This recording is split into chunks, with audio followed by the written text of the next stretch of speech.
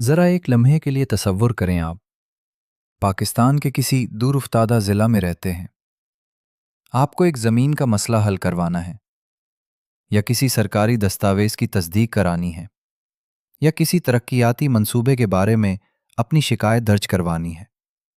لیکن مسئلہ یہ ہے کہ ان تمام کاموں کے لیے آپ کو اپنے ضلع سے سینکڑوں کلومیٹر دور صوبائی دارالحکومت جانا پڑتا ہے۔ کئی گھنٹوں کا سفر، ہزاروں روپے کا خرچ، اور بعض اوقات ایک ہی کام کے لیے کئی چکر۔ پاکستان کے لاکھوں لوگ آج بھی اس حقیقت کا سامنا کرتے ہیں۔ یہ صرف فاصلے کا مسئلہ نہیں، بلکہ انتظامی رسائی کا مسئلہ ہے۔ اور یہی وہ سوال ہے جس پر دنیا کے بہت سے ممالک نے گزشتہ کئی دہائیوں میں سنجیدگی سے غور کیا۔ حکومت عوام کے قریب کیوں ہونی چاہیے؟ پبلک ایڈمنسٹریشن یعنی عوامی نظم و نسق کا ایک بنیادی اصول ہے کہ حکومت جتنی عوام کے قریب ہوگی اتنے ہی بہتر فیصلے کیے جا سکیں گے، کیونکہ مسائل ہمیشہ نقشے پر نہیں، زمین پر پیدا ہوتے ہیں۔ ایک افسر اگر لاہور، کراچی، پشاور یا کوئٹہ میں بیٹھا ہو تو وہ ہزاروں کلومیٹر دور موجود ہر علاقے کی روزمرہ مشکلات کو مکمل طور پر محسوس نہیں کر سکتا۔ مثال کے طور پر راجن پور کے سیلاب، لیے کی زرعی ضروریات، تونسا کی بنیادی سہولیات یا ڈیرہ غازی خان کے دیہی مسائل، ان سب کی نوعیت ایک دوسرے سے مختلف ہے۔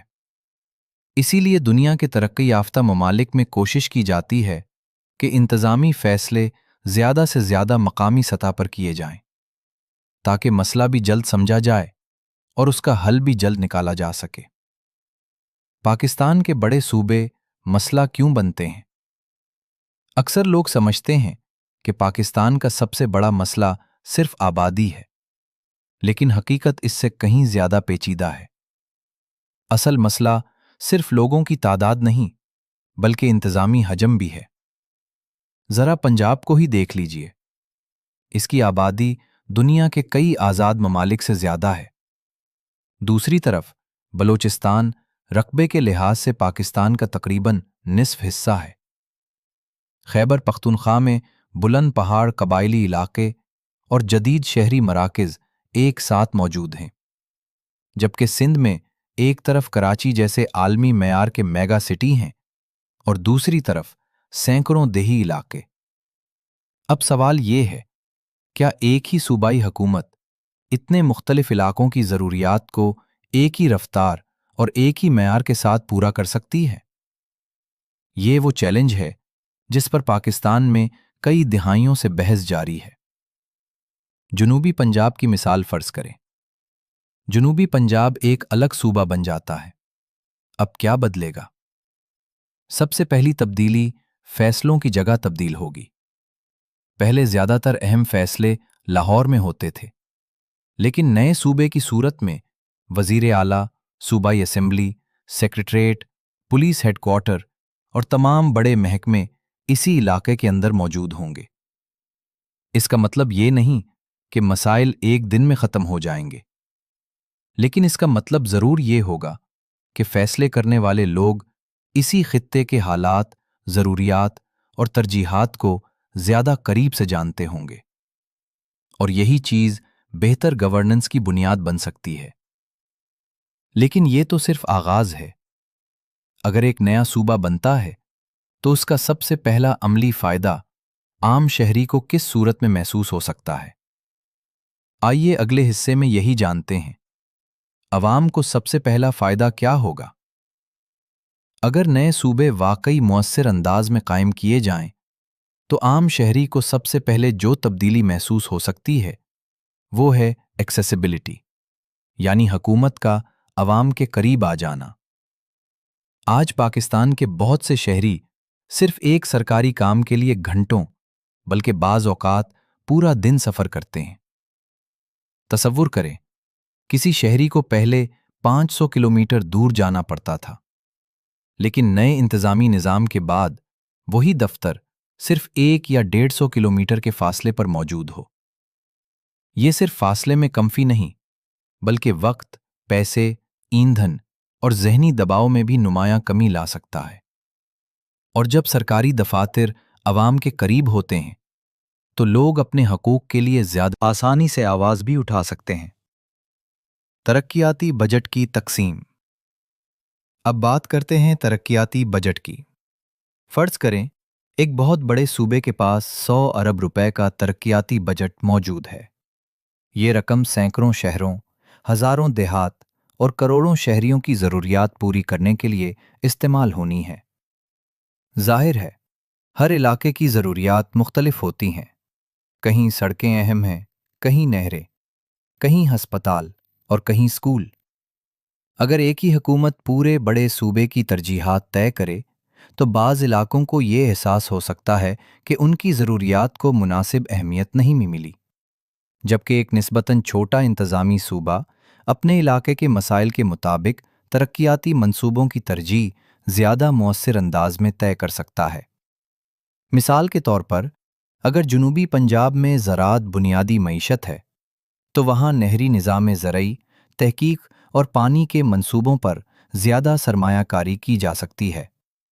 اسی طرح اگر شمالی علاقوں میں سیاحت زیادہ اہم ہو تو سڑکیں، ہوٹل اور سیاحتی انفراسٹرکچر اولین ترجیح بن سکتے ہیں۔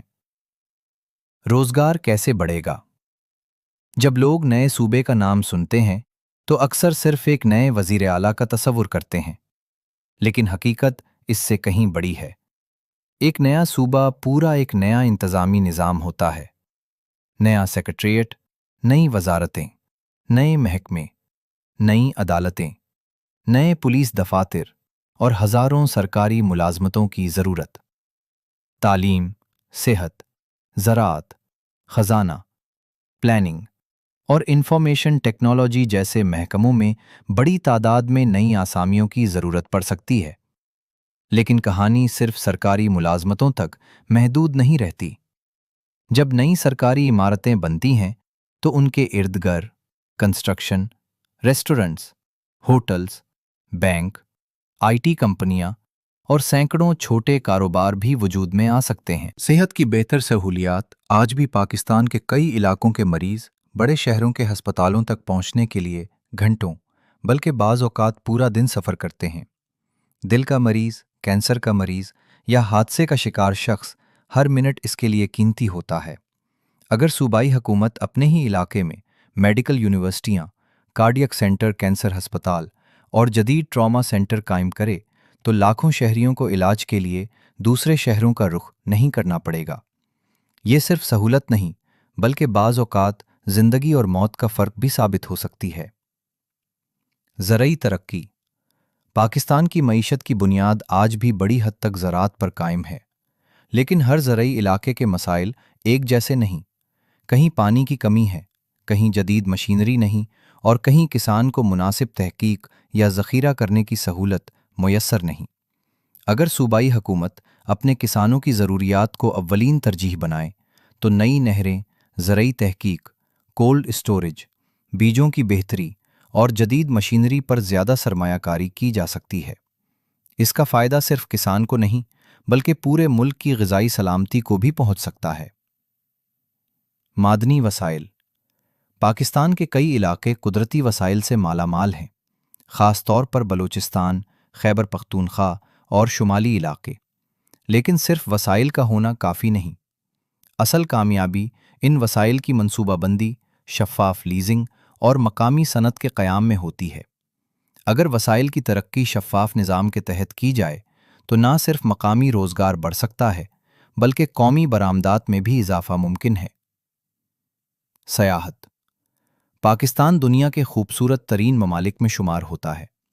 برف پوش پہاڑ، جھیلیں، قدیم تہذیبیں، صحرائیں اور تاریخی مقامات سب کچھ موجود ہے۔ لیکن سیاحت صرف قدرتی حسن سے نہیں بڑھتی۔ اس کے لیے معیاری سڑکیں، ہوٹل، ایئرپورٹس، حفاظت اور عالمی سطح کی مارکیٹنگ بھی ضروری ہوتی ہے۔ اگر ہر صوبہ اپنے سیاحتی مقامات پر خصوصی توجہ دے تو سیاحت مقامی معیشت کے لیے ایک طاقتور انجن بن سکتی ہے۔ زبان اور ثقافت۔ ہر خطے کی اپنی شناخت ہوتی ہے، اپنی زبان، اپنی موسیقی، اپنی روایات اور اپنی تاریخ۔ جب مقامی حکومت اپنی ثقافت کی حفاظت کو ترجیح دیتی ہے تو تاریخی عمارتیں محفوظ رہتی ہیں، ثقافتی میلے فروغ پاتے ہیں اور نئی نسل اپنی شناخت سے جڑی رہتی ہے۔ یہ صرف ثقافت نہیں بچاتی بلکہ سیاحت اور مقامی معیشت کو بھی مضبوط کرتی ہے۔ پولیس اور عدلیہ۔ کسی بھی معاشرے میں ترقی صرف سڑکوں سے نہیں آتی بلکہ انصاف سے آتی ہے۔ اگر پولیس مقامی آبادی کے مطابق بہتر منظم ہو، وسائل مناسب ہوں اور نگرانی مؤثر ہو تو جرائم پر قابو پانے کے امکانات بڑھ سکتے ہیں۔ اسی طرح اگر نئے صوبے کے ساتھ ہائی کورٹ بینچ یا عدالتی سہولیات بھی قائم ہوں تو لوگوں کو انصاف کے لیے دور دراز سفر نہیں کرنا پڑے گا اور مقدمات کی پیروی بھی آسان ہو سکتی ہے۔ قدرتی آفات، شہری منصوبہ بندی اور کاروبار۔ پاکستان کو اکثر سیلاب، زلزلوں اور خشک سالی جیسے چیلنجز کا سامنا رہتا ہے۔ اگر مقامی سطح پر بہتر منصوبہ بندی، جدید ریسکیو نظام اور فوری رد عمل کی صلاحیت موجود ہو تو نقصانات کو کم کیا جا سکتا ہے۔ اسی طرح نئے شہری مراکز صنعتی زونز اور بہتر شہری منصوبہ بندی بڑے شہروں پر دباؤ کم کر سکتی ہے، اور اگر کاروباری لائسنس، رجسٹریشن اور سرکاری منظوریوں کا نظام آسان بنایا جائے تو چھوٹے اور درمیانے درجے کے کاروبار بھی زیادہ تیزی سے ترقی کر سکتے ہیں۔ لیکن یہاں ایک بات سمجھنا انتہائی ضروری ہے، نئے صوبے اپنے آپ میں کوئی جادوئی حل نہیں ہوتے۔ اگر ادارے کمزور ہوں، بدعنوانی موجود ہو اور منصوبہ بندی ناقص ہو تو صرف نقشے پر نئی لکیر کھینچ دینے سے ترقی نہیں آتی۔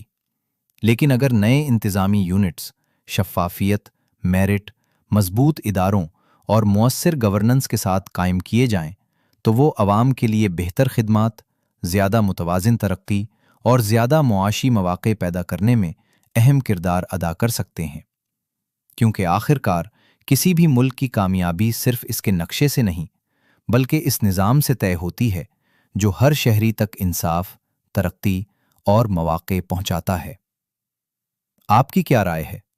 کیا پاکستان میں مزید صوبے بننے چاہیے؟ اگر ہاں تو کس بنیاد پر؟ اپنی رائے کمنٹس میں ضرور لکھیے، اور اگر آپ کو ایسی تحقیق پر مبنی ویڈیوز پسند ہیں تو چینل کو سبسکرائب کرنا مت بھولیے۔